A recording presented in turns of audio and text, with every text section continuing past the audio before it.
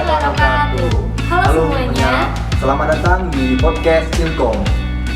Perkenalkan, nama saya Kristal Amazon dan di sebelah saya ada Nurlaila Saada. Kali ini kami akan membahas tentang prediksi teratas Gartner untuk tahun 2022 dan seterusnya. prediksi teratas Gartner untuk tahun 2022 menambahkan 3 tema utama di era pandemi: sensitivitas manusia, ketahanan dan kemampuan untuk melampaui harapan guna mereka sebagai asumsi untuk skenario dan rencana strategis untuk 3 hingga 5 tahun ke depan.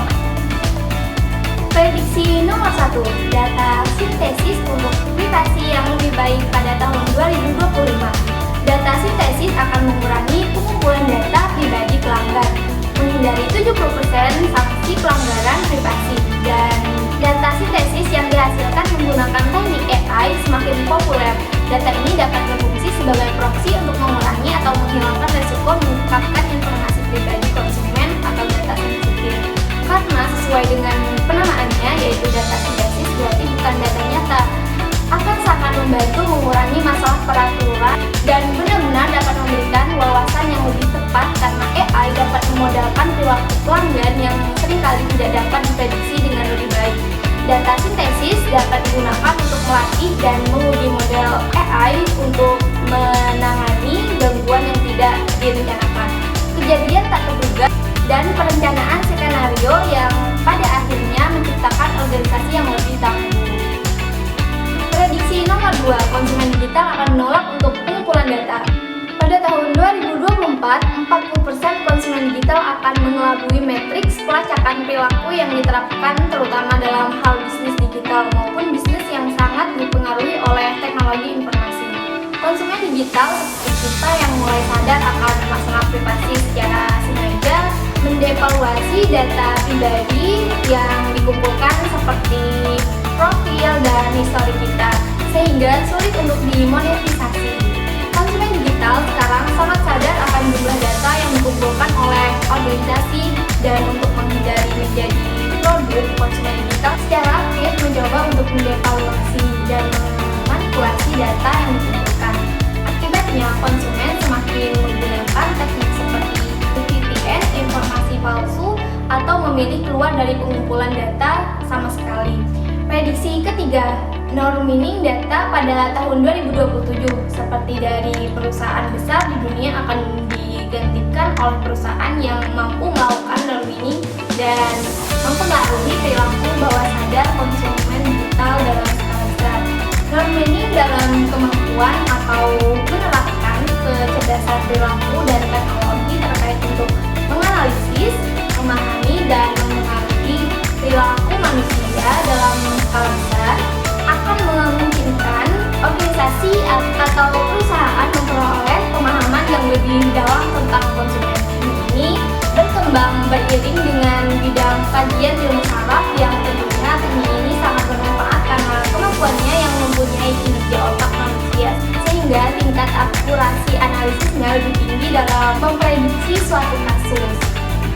Prediksi keempat, agile leadership menjadi tren. Pengertian agile leadership secara umum adalah kepemimpinan yang mampu menavigasi organisasi lebih adaptif, produktif, dan unggul dalam segala situasi. Agile leadership adalah gaya kepemimpinan gesit yang berbeda dari model manajemen tradisional dengan ciri paling menonjol yaitu cepat dan fleksibel. Gaya kepemimpinan ini lebih menekankan pada kolaborasi, bukan perintah. Manajer atau pemimpin organisasi bekerja menjalankan prinsip melayani anggota tim maupun pelanggan, bukan mengatur dan mengendalikan.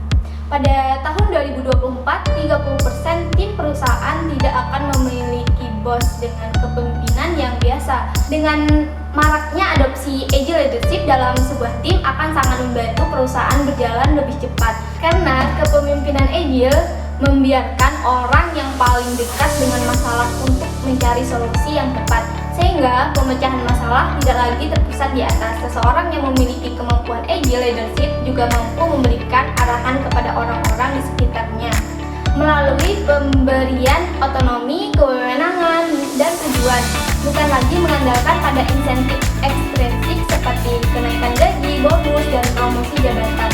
Itulah sebenarnya stakeholder akan selalu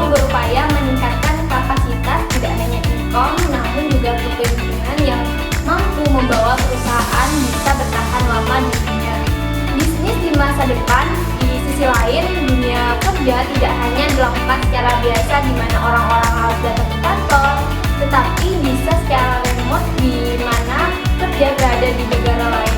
Kondisi seperti inilah yang dikenal dengan hybrid workforce, yang tentunya sangat cocok dikelola oleh seseorang yang memiliki kemampuan IT literacy. Prediksi nomor 5, Afrika sebagai pusat startup hebat berikutnya hingga tahun 2026. Peningkatan 30% dalam pengembangan di seluruh Afrika akan membantu mengubahnya menjadi ekosistem startup terkemuka di dunia, menyaingi Asia dalam pertumbuhan dana ventura. Hingga tahun 2026, peningkatan 30% dalam talent developer di seluruh Afrika akan membantu negara tersebut menjadi ekosistem startup terkemuka di dunia, menyaingi Asia dalam pertumbuhan dana ventura. Selama dalam dekade terakhir, modal ventura yang mengalir ke Afrika terus tumbuh dari investor lokal dan asing. Karena begitu pesatnya perkembangan teknologi di Kenya hingga diberi julukan Silicon Savannah di Afrika Timur, yang dimana merupakan rumah bagi startup paling mutakhir di benua Afrika. Pada saat yang sama, munculnya seluruh pendidikan informasi untuk pengembang membuat pengembangan perangkat lunak lebih mudah diakses dalam skala yang luas. Selain peningkatan peluang untuk startup, negara-negara lain mulai memanfaatkan sumber daya bakat yang tersedia di Afrika. Prediksi nomor 6, bisnis menular. Pada tahun 2024, 80% CIO dan disurvei akan mencantum desain ulang bisnis menular melalui komposisi sebagai 5 alasan teratas untuk mempercepat penunjang bisnis.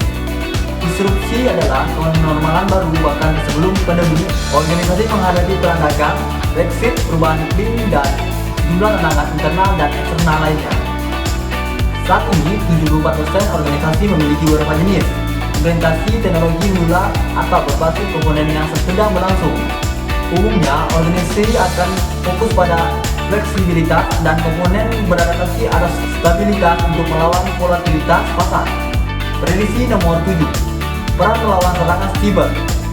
Saat ini setiap aspek dalam kehidupan modern telah mengalami digitalisasi serta pengembangan dalam hal teknologi informasi dan komunikasi. Peluang inovasi serta pengembangan pun meningkat dengan adanya ekosistem digital di kalangan masyarakat saat ini. Kendati ekosistem digital terkoneksi dengan infrastruktur vital dan pertahanan negara dapat memberi peluang pengembangan digitalisasi ini juga meningkatkan potensi serangan siber. Cara negara menjawab serangan siber yang bisa datang kapan saja ini memiliki peran penting dalam pertumbuhan sistem keamanannya.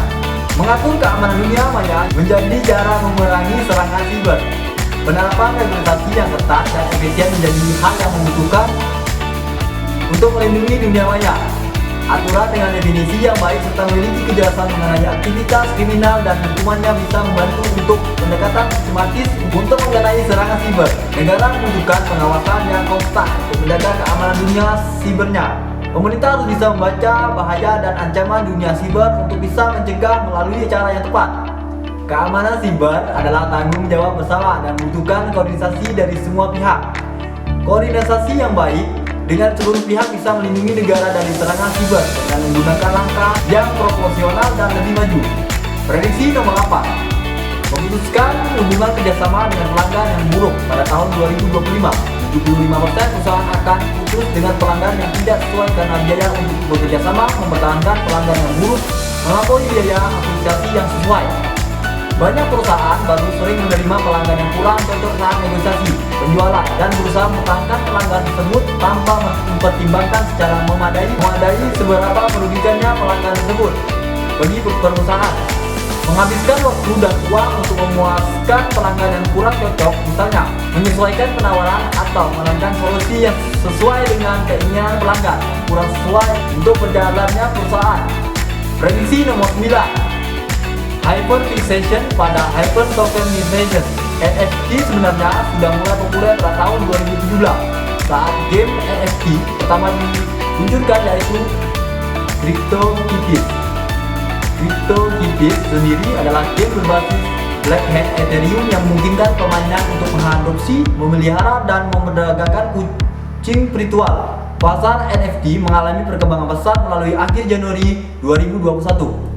Bagi penggemar atau penggunaan, NFT merupakan era baru koleksi digital untuk mendukung artis, atlet, dan musisi tanpa melalui perantara pihak ketiga. Bagi kreator, seniman, dan musisi, NFT memungkinkan mereka mendapat keuntungan langsung dari karyanya karena tidak ada potongan dari pihak ketiga seperti perusahaan rekaman, distributor, penerbit, dan lainnya. Popularitas NFT sekarang masih sangat terbatas pada industri seni, hobi, dan hiburan. Namun banyak pengamatan dunia kripto yang memiliki potensi besar pengaplikasian NFT dalam banyak sektor di masa mendatang.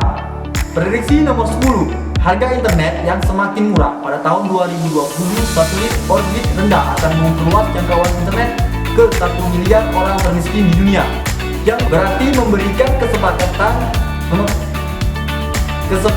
50% dari populasi orang-orang miskin keluar dari kemiskinan. Membangun basis seluler di daerah pedesaan mahal dan tidak efisien. Satelit orbit rendah menawarkan solusi yang lebih murah dan fleksibel sehingga mampu menyediakan konektivitas ke pulau-pulau sehingga jaringan dapat menyebar langsung di tempat pelanggan berada daripada penyebaran di seluruh wilayah secara linear. Selain itu, peluncuran satelit baru dapat diluncurkan untuk mengatasi peningkatan kebutuhan.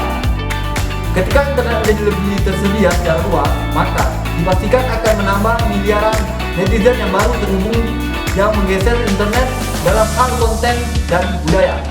Sekian informasi yang dapat kami sampaikan.